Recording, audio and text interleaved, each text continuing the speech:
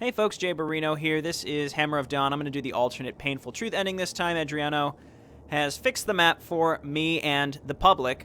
So let's go ahead and check this out. And I also didn't have much time to talk about this campaign in general at the end of the last video. So let's just watch this again as if we hadn't seen it. What the devil's going on here? Kyra, I saw her. I saw Mom. She... Calm down. I'm here with you. Anna? Are you crying? No. Just the rain. I knew it. Never a doubt. Explain now. Calm down, I will explain. Now listen carefully.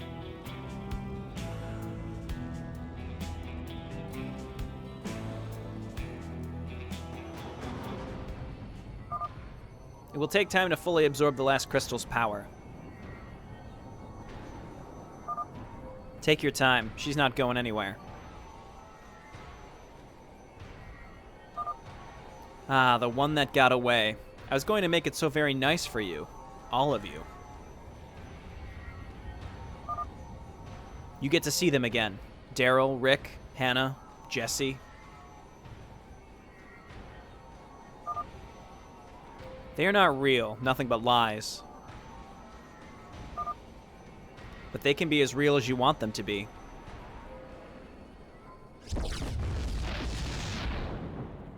It is done. So Dark Kerrigan doesn't destroy the crystal in this ending. Why you do this? You know it won't end well for both of us. Do what you came here to do. Let's do this. So it is true. The children told me there's a creature that can absorb the power of the void. And use it as if it were its own. But it's over now.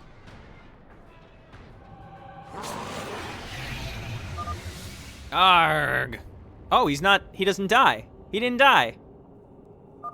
Hold on, Kaiser. I'll heal you up. Ah, so he survives in the Painful Truth ending. Kaiser, what did you do? Not much. I took back what is mine. This won't be easy. None of these boss fights have been easy, Kyra Han. All right, let's quick save right away. Whoa. Okay, so we did the other ending with Ben R. My immediate concern is that we started with none of our... I gotta look how much damage we take. We have no hotkeys starting out. That actually... Oh, and she spawns a random small Kerrigan. Okay, so I'm just getting an idea of what she does, because we're not going to live through this. The Psionic Orb does a huge amount of damage. She seems to do some splash damage. So I'm going to reload. Very first thing I'm going to try to do is actually throw down some hotkeys, because this starts immediately. All these heroes were never together at the same time to allow you to set hotkeys. So that just sort of makes this...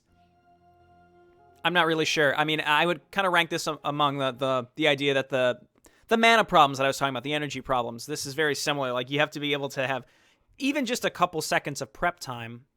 Excuse me. Ooh, got a little phlegm.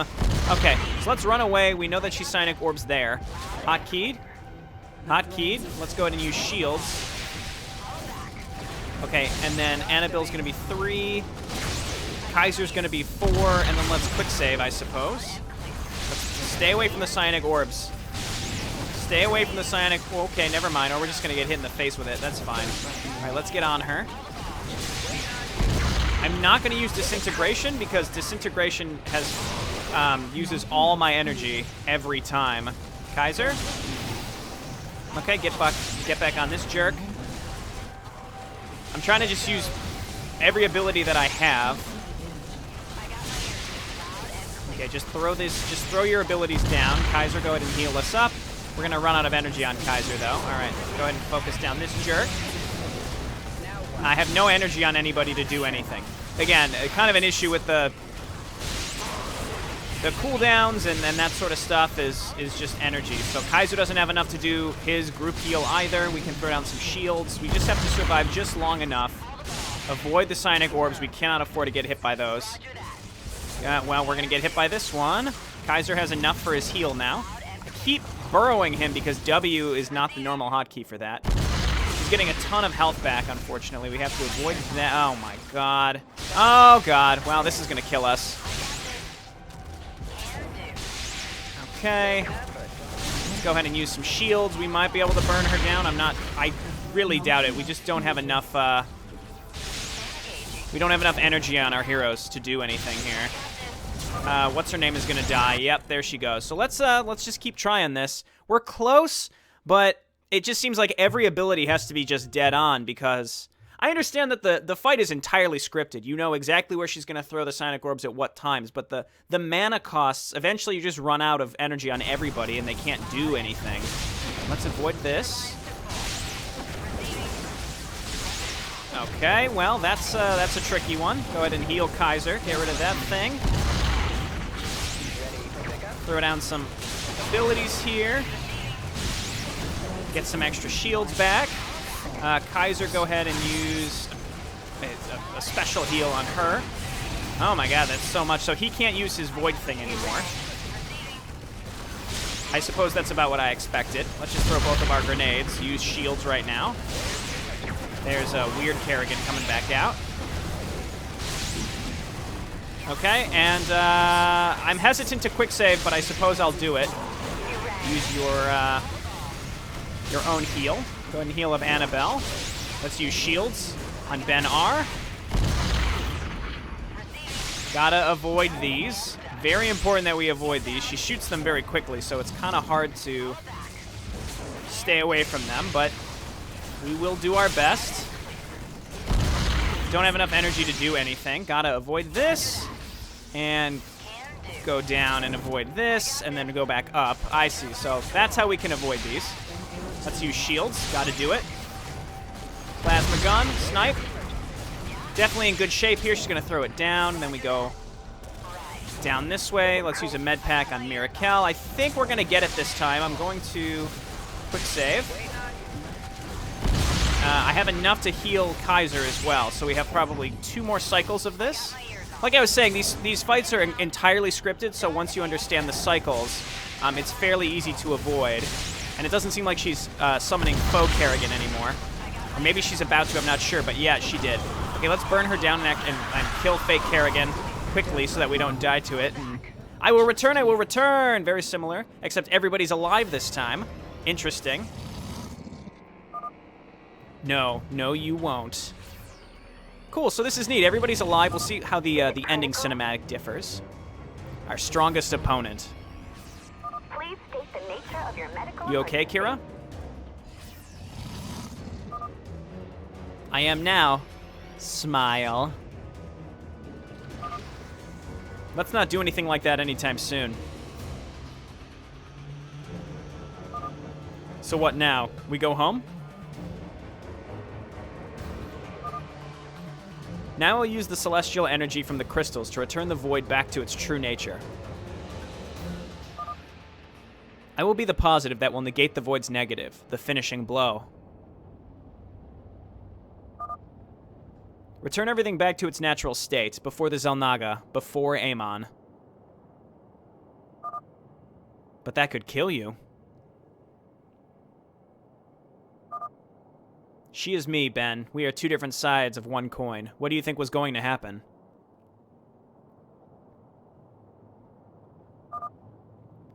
What? Why didn't you say anything before? And you, did you know? It's not quantum science, Captain Han. Really not that hard to figure out.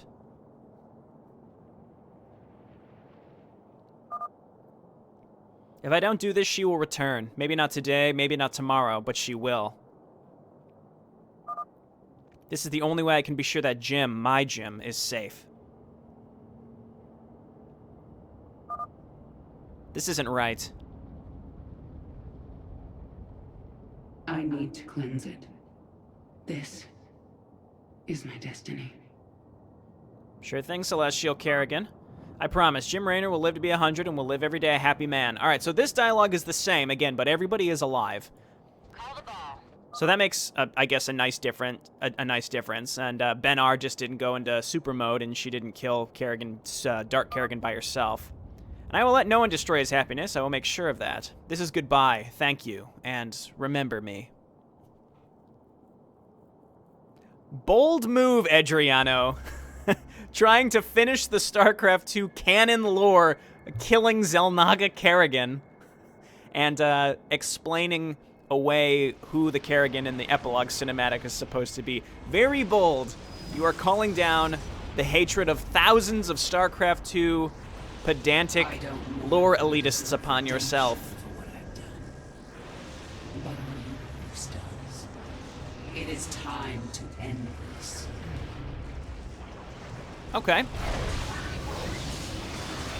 So she blows up just like in A Beautiful Lie ending. I mean, A Beautiful Lie ending is depressing just because we know that our three heroines basically let themselves get murdered because they were tricked.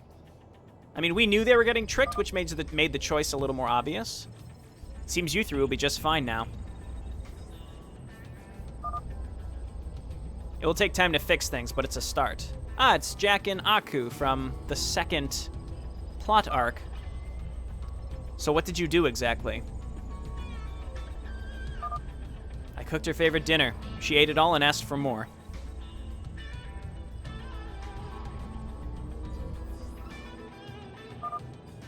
So the whole time the council can hear and see everything, but they did nothing? It's standard protocol for experimental frames. Because of that, they know we're not lying. Your equipment's on fire. I know, Jack and Kaiser did that. Something about Power Rangers.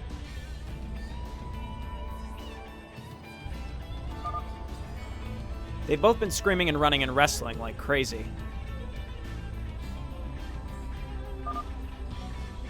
Like having two 10-year-olds in the house. That sounds like lots of fun. It is, and I love every second of it.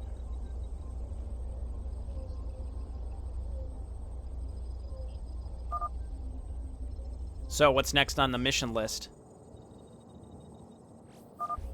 The Council wants us to escort small teams of scientists to explore the Xel'Naga's homeworld.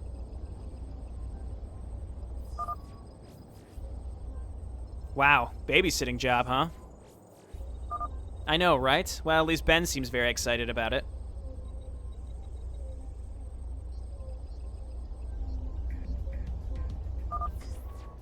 How are things working out?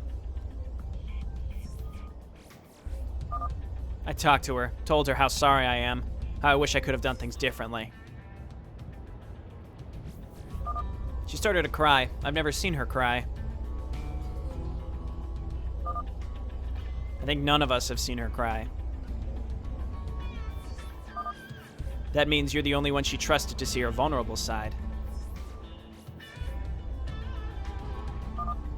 Kyra.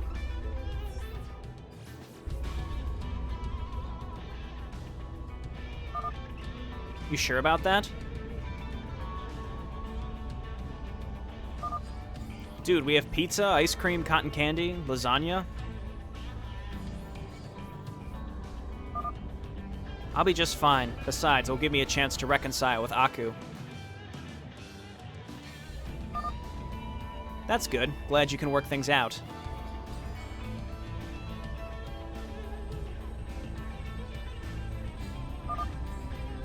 By the way, what happened to Sarah? I mean the replicant.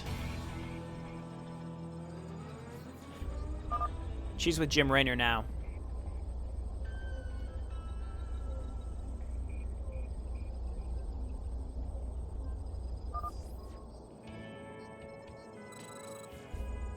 Mar Sara Desert. Yeah, so this is where we're probably going to see...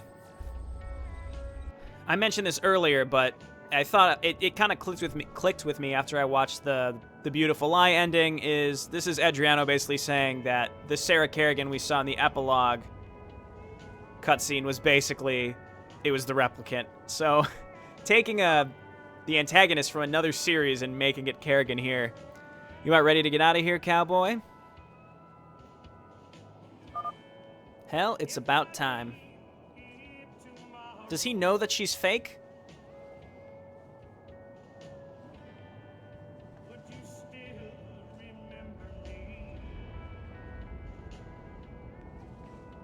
All right.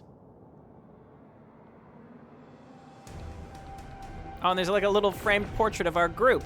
See, it's a more upbeat than the Beautiful Lie ending. So, the Painful Truth actually had a bit of a happier ending than the Beautiful Lie. Because in Beautiful Lie, you just you get supercharged Ben R, who just kills everybody who turns to the void, and then you get no framed picture of the squad.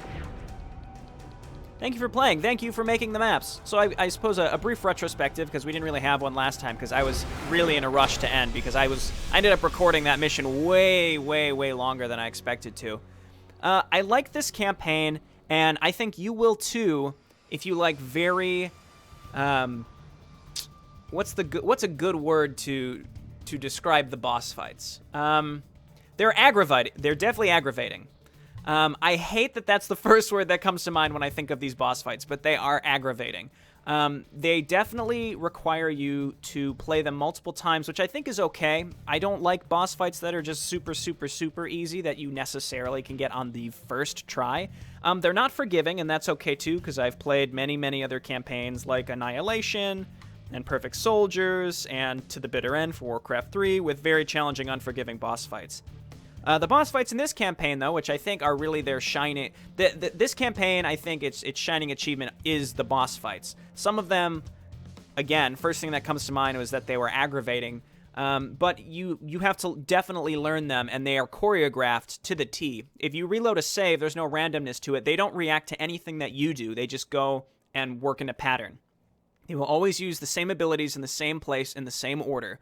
So as you learn them, it becomes less frantic. Every time I started a boss fight in Hammer of Dawn, I felt like it was a frantic mess. And then as I reloaded after inevitably 2, 3, maybe 4 times, probably more in some instances, you know, you learn that it's just the same thing over and over. So like that end Kerrigan fight, we realized that the psionic orbs went in the same directions every time, and we could learn to avoid them. But the first time that happens, it just feels unwinnable for a brief moment. Now, I've played enough of these maps to know that it wasn't unwinnable. You just have to learn that pattern. But it's remarkably fast-paced for those boss fights. They are just so fast that it's kind of discouraging when you lose the first time. So I think that's my honest feedback on the bosses, even though I think the bosses are the biggest draw to this campaign. I like them quite a bit. To be honest, I didn't fully understand the story at all times. I understand how they end with the Kerrigan Raynor inclusion, and I thought it was cool that we saw flashbacks of everybody and saw how they lost things. If maybe those things were included earlier in the story and like the campaign was actually interspersed with these flashbacks, it might have had more of an impact at the end, because it kind of felt like the entire first half of the campaign wasn't really that related to the end. Though I suppose it was Void Kerrigan that was manipulating people to continue to make hybrids, I suppose, in part 2, and then the introduction of Kaiser and things like that. But overall, the story was it was intriguing, and I think it was an interesting choice to explain the Kerrigan epilogue cutscene. That was certainly interesting. It kind of puts it in a new light when you look at it from the perspective of this user-made content. Alrighty, well, that's Hammer of Dawn. I'm probably just going to release this the same day, pretty soon after I played the Beautiful Lie ending, just because I'm sure people want to see it. And I'm glad I had a little bit of time to go ahead and put this together. Alright, thanks for watching. When we come back, we're going to play some Marauders. Bye now.